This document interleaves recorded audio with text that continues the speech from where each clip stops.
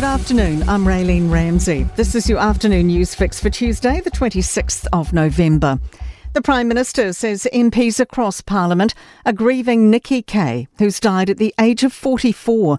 Kay was the Auckland Central MP from 2008 to 2020, also working as a Cabinet Minister and National's Deputy Leader. Tributes have come from leaders past and present of all stripes, including John Key, Chloe Swarbrick and Jacinda Ardern. Chris Luxon says she'll be deeply missed. She was an incredible person. She had so much energy, so much enthusiasm for life. She was incredibly smart, big intellect, and most importantly, she showed real grit, determination and tenacity at everything that she did. Former Auckland Chamber of Commerce CEO Michael Barnett says Kay always followed her principles and gave voice to cyclists and small business owners. She knew what she wanted to pursue. She didn't care whether it was popular or unpopular. Wellington's cycleway budget is being trimmed as city councillors work through the 10-year budget. Councillors are voting on cuts in a tense meeting today on the city's long-term plan. The Botanic Gardens Begonia House has failed to get a funding boost, making demolition more likely. And multiple fire crews have been putting out a blaze in Wellington's Kelburn. 11 fire trucks are at a Plunkett Street home, which is producing visible flames and a large plume of smoke. Fire and Emergency says no one is inside. The Housing Minister says he's listened to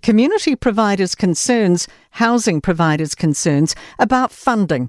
He's agreed to pay operating supplements up front, improve the income-related rent subsidy and review leasing.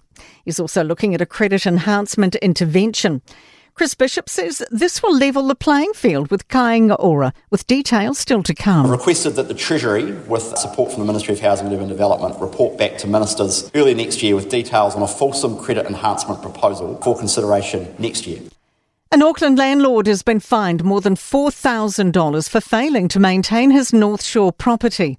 A single tenant has rented Langman Kit's property in Beach Haven for 15 years. Jacob Jones reports. MB noted heavy black mould, swollen skirting boards and a leaking roof. It also had broken guttering and a shower with a large constant drip.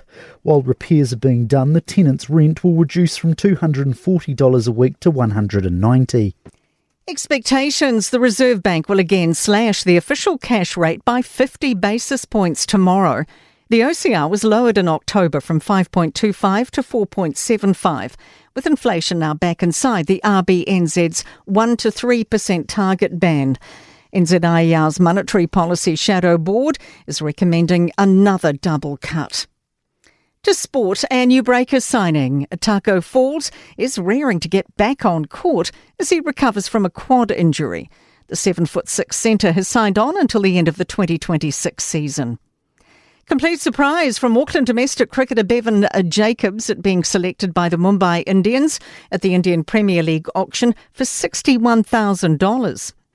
And a seal of approval from Auckland FC's ownership for the team's unbeaten start to their inaugural A-League campaign.